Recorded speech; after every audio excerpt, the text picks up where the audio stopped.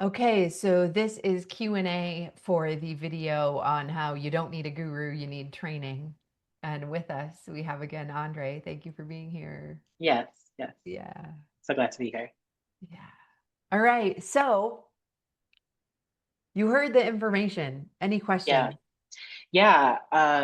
The first question, I know we were talking a lot about teachers and gurus and people that support us. Um, as I'm starting in this journey, I see a lot of advertisement and influencers on Instagram. We talk a lot about like spiritual practices and promote different things. And so I'm wondering if you can talk about like how do you practice discernment on trying to choose a guru as you're going through it, because oftentimes I'm listening to a lot of them speak and they're like speaking to my wounds. They're speaking to things that I feel like I'm going through, but I'm having a hard time discerning like what's right for me. Yes. Okay. First of all,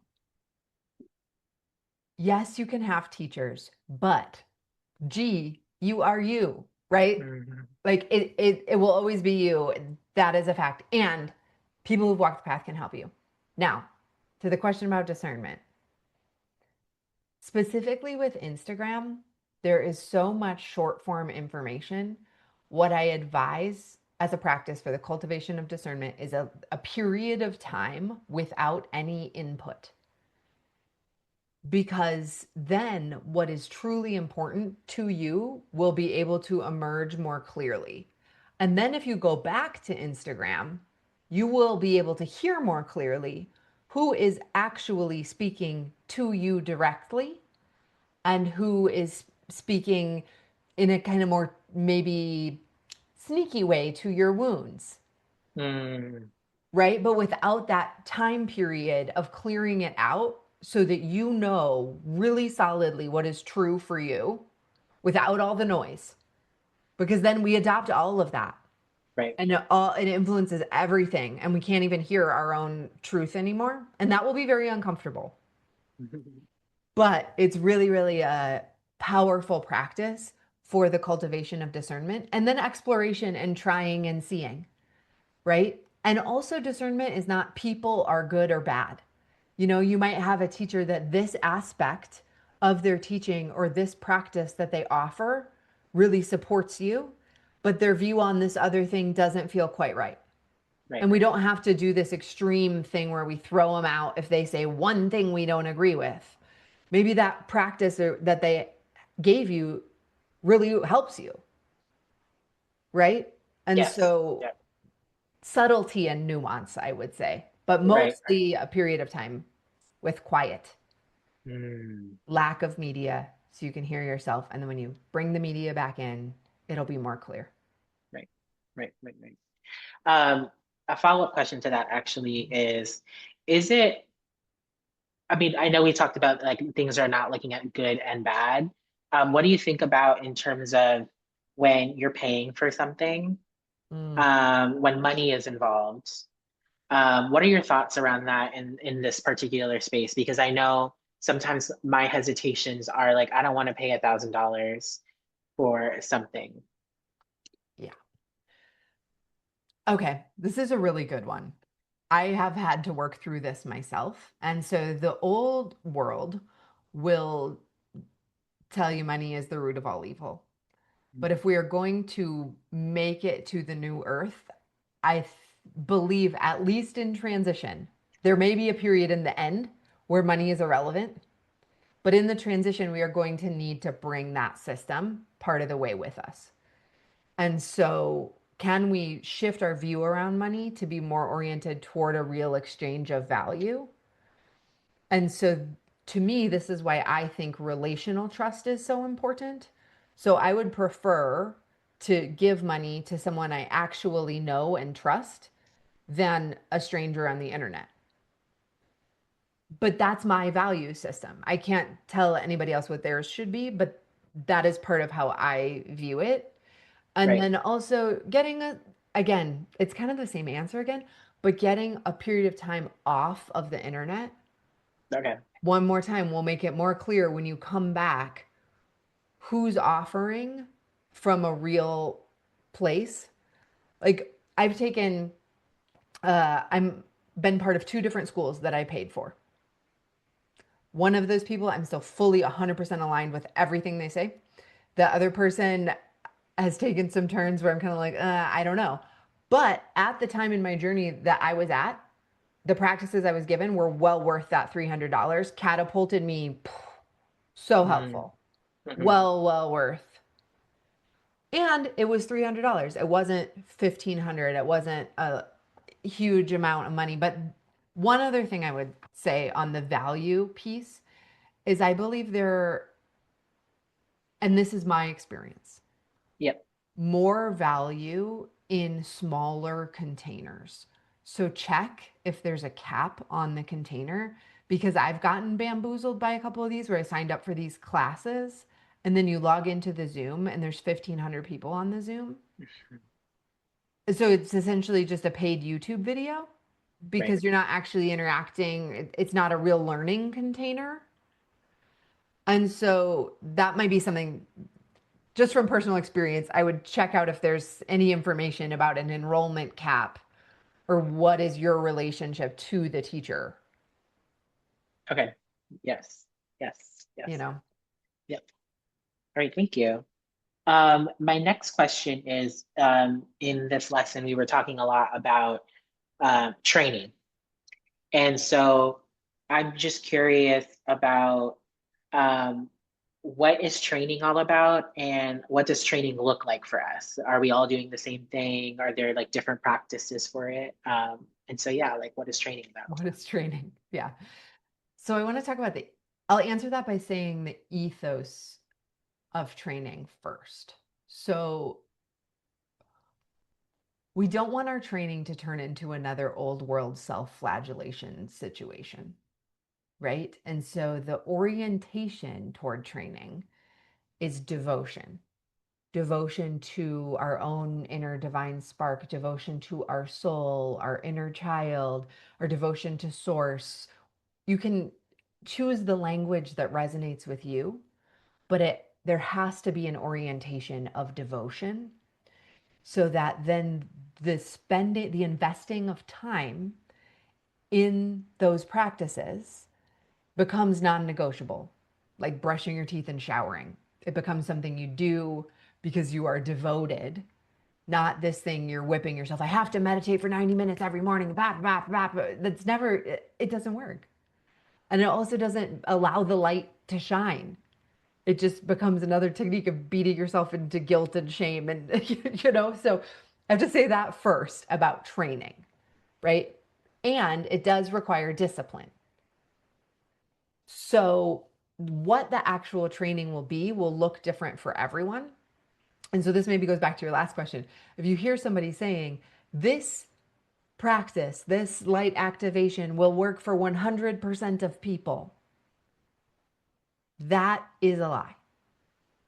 It may work for you, though, but that will be known only by experimentation and trying it out a little and seeing if it works, seeing if it supports you or not. And so training can take many different forms.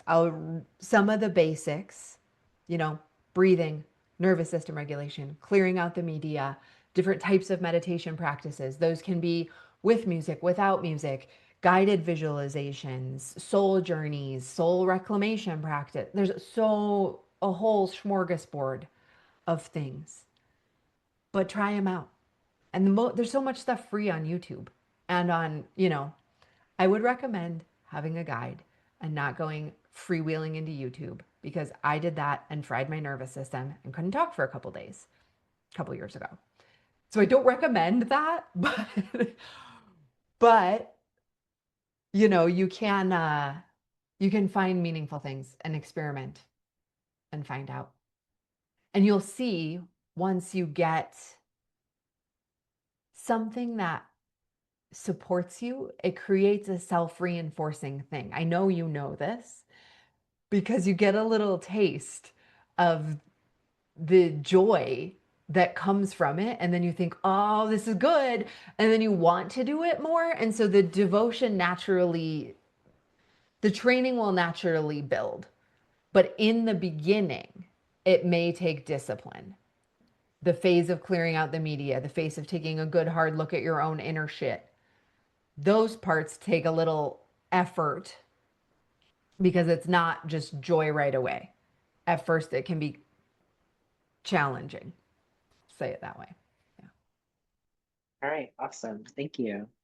And my last question is, of course, similarly to like all the things that we practice in life in other places, as we're training, like, what are some signs that show us that it's working for us? Because, I think like sometimes you can get impatient. I know for me, sometimes I'll like practice and I'm like, I don't know if this is working or not.